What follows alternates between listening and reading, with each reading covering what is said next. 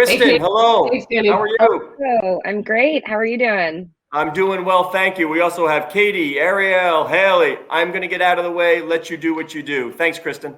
Awesome. Thank you. Welcome, ladies. As you can see, I'm joined by three amazing women in the sports industry.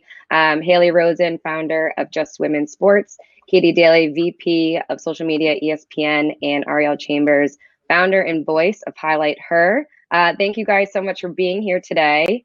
We just want to kick it off quickly with a quick quiz, test your knowledge of Facebook and Instagram women's soccer presence. So I'll just ruin the surprise. Your prize is bragging rights. So just don't get too excited.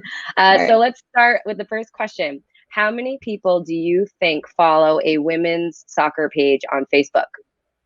Kaitee, we'll start with you. Put me on the spot to start. I love it. So, okay. I know Alex Morgan alone, I think, is over 9 million. I don't know if we're counting for athletes. I'm going to say 35 million, and I hope I'm not way off. That's what I'm going to say. I'll give you a hint. You're not way off. Ari, what do you got? I'm going to go 38 just because of, the Price is Right thing. And Haley? In a similar vein, I'm going to go 40 million. All right. So I think now all of our goal after this is to get 40 million. That's our goal. The number is 24 million. So we got some work to do. But we went the wrong Kaitee, way. Price is Right. You were closest. Awesome. So let's get into it.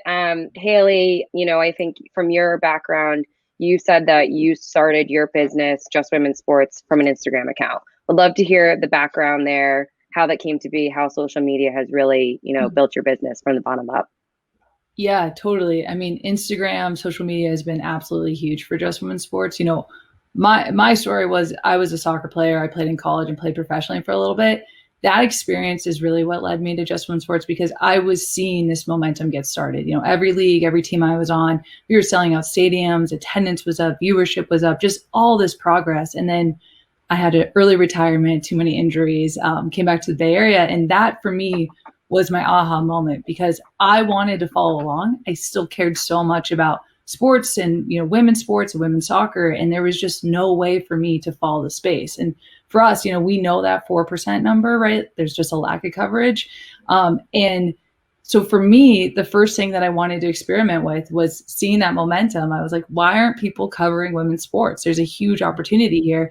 And just being an individual, my realization was I can create something here. I can create a social media account. I can get this going. And that's really how Just Women's Sports started. I was at my job and I just started reposting women's sports highlights. And at the time, if you guys follow me, my personal account, it is very lame. I'm not good at social, but it just started growing and growing and growing. And it was such validation that there is something here and that people are excited. And if you get it in front of people, there's interest. And so Instagram for us launched our company. It was absolutely huge.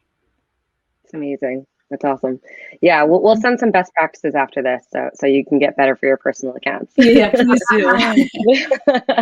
Kaitee, so obviously ESPN, ESPNW, huge coverage of women's sports. How do you guys think about social compared to the linear business that obviously is what you guys are known for? But how do you really use social in terms of bringing awareness for women's sports?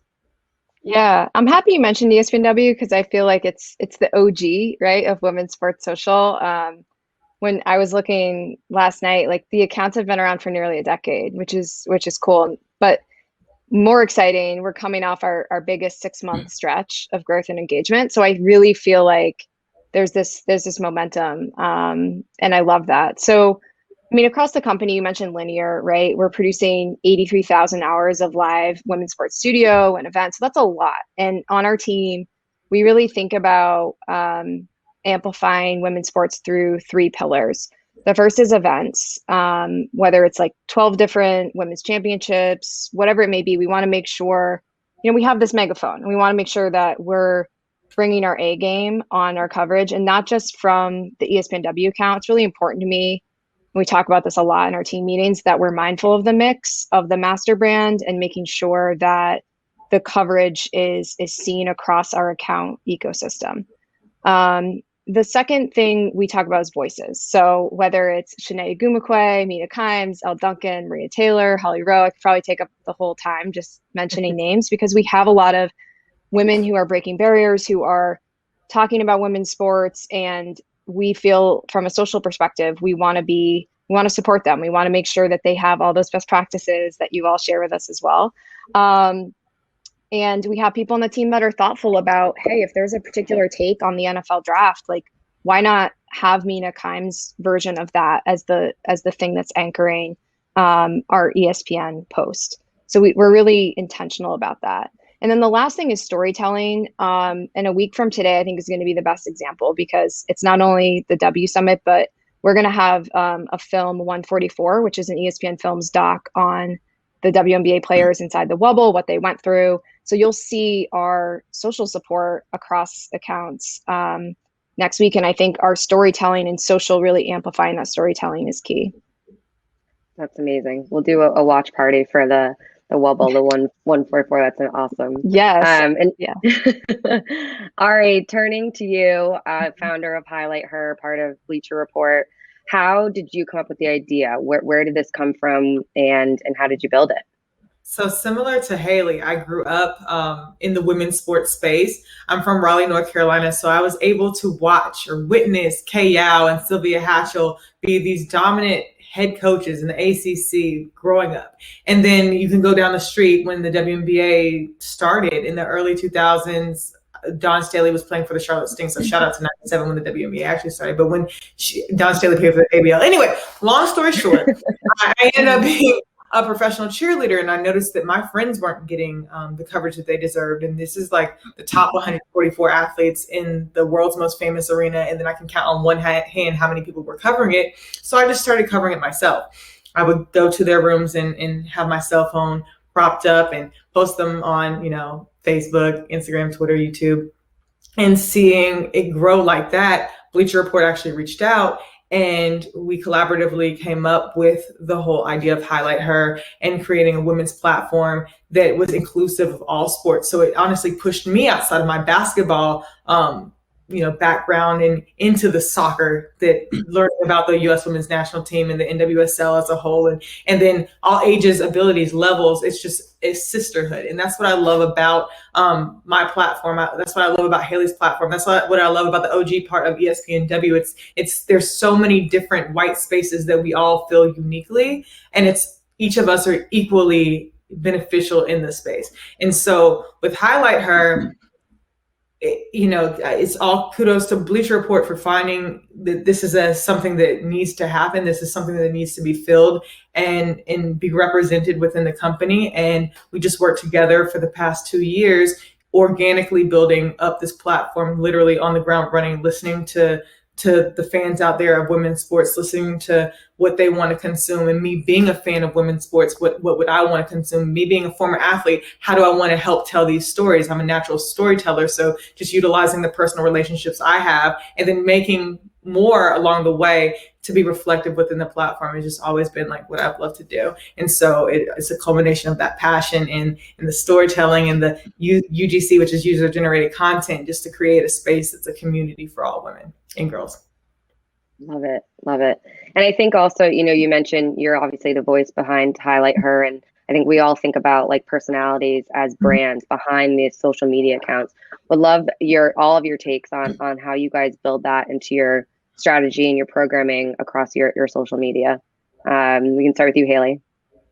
Yeah, I mean, I think this is really, really huge, and like all the credit in the world to Ari. I think this is something highlightHER does phenomenally well. The way that we've approached this is by partnering with athletes. So, Kelly O'Hara hosts our Just Women Sports podcast.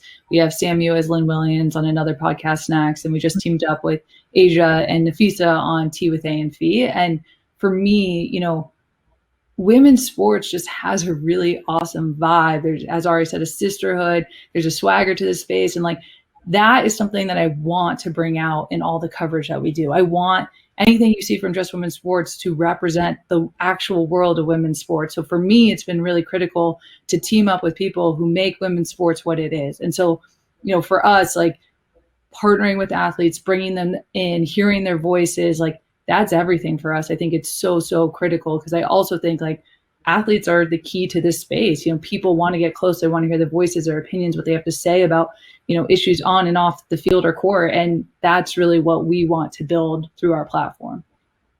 Yeah, so true. Kaitee, how do you guys think about it from an ESPN perspective in the W? Yeah, I mean, similar to Haley, I think it's a lot more about elevating, I think, both the talent voices across ESPN and then your athlete voices, and making sure they have the megaphone and a big platform. We talk all the time about Gen Z and their love for authenticity and connection. So we know 2/3 of Gen Z will trust an influencer over a brand. And that's definitely a part of our social thinking moving forward, right? It's not new though. I think about, like, growing up, I loved watching Linda Cohn on SportsCenter. And so when we think about, like, what's the social version, the Instagram version of that? Like, I love what Ari's doing with highlightHER. And we talked about that internally. Obviously, we have Omar Raja behind the SportsCenter account right now. But I think just continuing to look for new talent and really elevate the existing talent at ESPN. I mentioned a few names already, and I'm thinking about next week and how, like, LaChina Robinson will be all over social talking about the doc, and Shanae, who was heavily involved in the doc. I just think it's our team's responsibility to make sure that they already know, they love the sport, they have the passion, they have the knowledge. How are we bringing that extra juice and extra eyeballs to what they already know and love? Yeah, totally. Ari, I sort of stole your thunder here maybe, but if you have anything else to add, would love to turn it over to you too. No, it's totally fine. I just wanted to make sure we emphasize the fact that if you do have a voice behind your platform, it's a way, you keep mentioning megaphone, but it's a way to continue to amplify these player voices if you don't necessarily have access to them. So my position with highlightHER is kind of like a liaison between the fans and the athlete, right? And so it funnels through, and I never try to push agendas about, like, what storytelling I do, because I love to take the athlete's story and just amplify it. That's the whole point of why we're all here, the amplification of women athletes. And what I love about individuals who run platforms or having a voice behind a platform is you can uplift those that aren't always talked about too. So those players, those athletes, those talents that might not get a normal chance to shine, it's nothing to just say, oh, you're not pro yet. Oh, you're doing something great. Semi-pro, let me amplify you too. So just being very intentional on giving everybody that voice, being very intentional of making my voice reflective of everybody that comes to us that wants their story told. I think that's equally important. And just want to dig in a little bit on that. How do you sort of source those stories? Do you you have that build that one-to-one relationship with your fans? How does that work? I'm a fan of the women's game, so I pay attention. Instagram's a great place to see where the young talent is really being fostered, and your Explore page is really, really great for that. In order to just really dig into that and listen to your comment section. That's another thing. See who they're tagging. See who frequently tags you in things, and go and explore, do that extra step and say, oh, I've never heard of this name. Let's see what they're about. It's just that extra step of research to see, like, as a fan, who would I want to see up next? We have the She Got Next situation going on, the murmurs of that. And it's just paying attention to your audience and seeing who got next. And it doesn't necessarily have to always be that top tier professional athlete. It could be somebody who's really impacting their community or really putting on for their city. And that's something that, like, highlightHER in particular would love to amplify. So the exclusivity of it all doesn't necessarily have to be restricted to professional sports either. Yeah, I love that. Just to build off that, I love that you can have a one-to-one with fans, like with Instagram DMs, right? Like, someone could reach out and be like, look at what I did, like, or, thank you for the love, ESPNW, thank you for the love, SportsCenter. Like, that's great to just have that human connection, because I think so often, and particularly with linear, right, there's this wall, there's this prestige, there's a studio and shininess, and it's just not as organic. And so I love that about social. Yeah. Yeah, I'm really breaking down the wall between you and your fans, right? You can actually have that conversation, see what they want to hear, see what they want to see. I think that's a great point. So I think, one thing that we probably all agree on this panel in particular is we need more coverage of women's sports. We need more highlighting of what the amazing things that women are doing in sports across various leagues. How do you guys think about social media and the future of technology in getting more awareness for and coverage for women's sports? Haley, let's start with you. I mean, I think it's everything. That launched Just Women's Sports. I mean, it sounds like it's launched all the other companies here as well. Like, social media has been the great equalizer in women's sports, and I think that is so powerful and so exciting. And it's really tough to say people don't care about women's sports when Alex Morgan has 9 million followers and Megan Rapinoe has 2 million followers, and highlightHER and ESPNW and Just Women's Sports is just growing. Like, how can you refute it? You know what I mean? And when you have fans pounding on the door and saying, I want more of this, where's this, giving that positive feedback, it's like, this is everything. And I can tell you too, as a company, like, social has been our brand. And, we have our website and our newsletter and audio offerings. Like, we are building out an ecosystem, but social media has opened every single door. People know who we are and where we're going and our ethos and our vibe and our thesis because of social. And so I think, it's like, candidly, like, again, like, I'm not someone who's on social personally, but I have just doubled and tripled down on how valuable social media will be to the growth of the women's game. And I think that everything that we're seeing now, all this momentum and people getting it and wanting to invest and bet on women's sports, I think it started because social media proved that there was an audience and an interest in this space. And that's really cool. Technology has, I think, opened up this opportunity around women's sports, and I'm just excited to see where it goes. Going off of Haley's point, in the past, people have been able to hide from, the numbers aren't there because the investment wasn't there. So the product wasn't able to be consumed. And so, of course, the numbers are going to be reflective of that. It's a missed opportunity. So with social, again, I love what you said, Elliot. It's an equalizer. It shows that, hey, the demand is there. So now we have to supply it.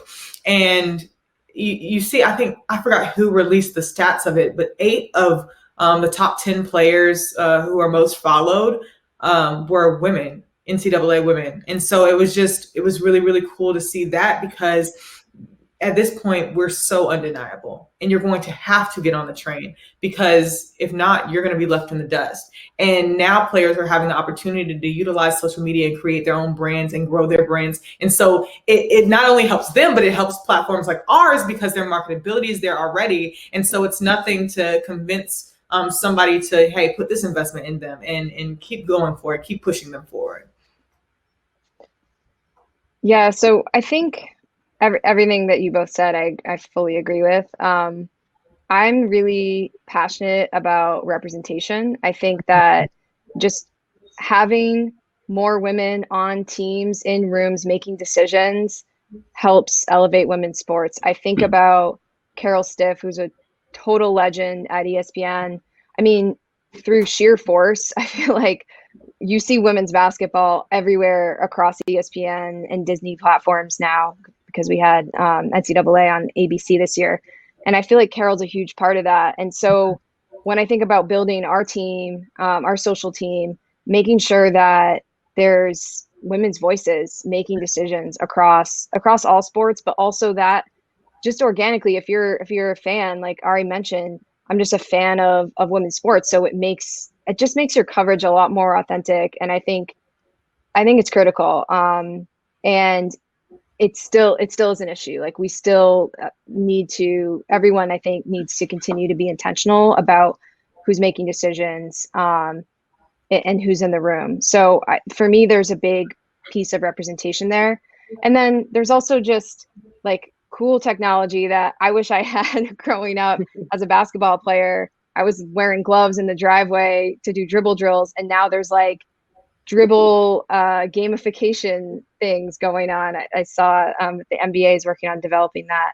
So I think there's a lot in the performance technology field that will help the women's game as well. So yeah. I know we're out of time, Yeah. but I just insert myself with the intention. I want to make sure that people know that it's not just checking off a box that you're covering women's sports, but just being very intentional about behind that, because what you're trying to do is shape the next generation so that they understand that women belong in that space, and not just like, oh yeah, she can ball too, but no, she balls. And so it's that mentality that we have to stay in. And also bringing up, young boys and men to be women's fans too, right? Like, these sports matter too. This coverage matters to them. I think that's something we think about too, just on the Facebook sports side. We probably have time for one more question. So one thing that, obviously we have some major athletes on the panel here today. How do you guys, stay on top of your game, stay creative, and sort of stay in the know on all things women's sports? What keeps you energized? Let's start, Haley. I was gonna say I can, I think like similar to everyone here, like I just love it. I love sports. You know what I mean? Like I grew up a Lakers fan, and I in my blood know to hate the Celtics. My goal is to build that on the women's side. You know what I mean? We'll see you later, I want Haley. that on the women's side. And Katie and I are shaking our heads. sorry. But that's like, but I can just tell you, like, being a part of that world, like, I just love it. Like, I love it. I love sports. I love women's sports in particular. It's a game I know. It's the people I know. And I just think it's really fun. And so, like, I just want more sports in the world. So, like, let's do it. Let's keep raising the coverage. Let's make the games accessible. Let's build content. Like, let's just have fun with it, because it's a really great product. So I think, like, even on those really busy, tired days, like, it's just fun. Sports are fun. Yeah. Love it. Yeah, Katie, I'm what gonna you got? answer. Yeah, I'm gonna answer from a mom perspective. I have a 13-month-old now, and 13-month-old girl. And when I was growing up, dating myself here, but like I didn't have the WNBA yet. Like I was a little before that. So I just think it's so important and so cool that she's gonna have this opportunity to look up and go like, yes, I can be that, I can do that, and I can get paid. Like I can get the bag doing that, and I can see myself. I love that for her, because I didn't necessarily have that. And so I was idolizing male athletes predominantly. And yeah, I'm happy. I mean, I want to keep the energy up, but I'm really excited to see her grow up in a world where we're really elevating women's sports and not beyond the check the box stuff just because they're great. Mm-hmm. And going along with you, the see her, be her whole message. When I was younger, I had the privilege of seeing Coach Kaitee, seeing Sylvia Hatchell, seeing Dawn Daley, seeing women just be excellent. And so just to provide that visibility for them so that young girls, young boys, people our age can see that in themselves too. It's just all about empowerment. And also what drives me is the fact that these players sometimes get frustrated because their stories aren't being told. And I inherit their frustration. And so I'm like, hey, until your story is told adequately, we can't even remotely exhale because we have work to do. And so I'm not going to be pressing my tiredness and saying, oh no, this I can't do this anymore, because they still are playing, they're still pushing forward, and we have those stories to tell.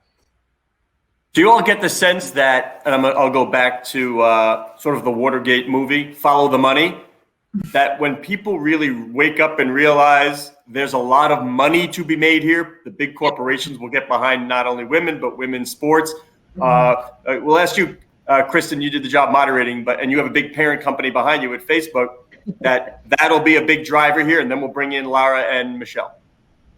Yeah, I mean, we think about that as all facets of our business, right? Between branded content, monetization opportunities on the platform, that's a flywheel effect, right? So making sure that goes back to the leagues, the organizations, the athletes themselves, and then in turn putting those games and those athletes on the forefront. That's how we operate, and that's how we drive forward.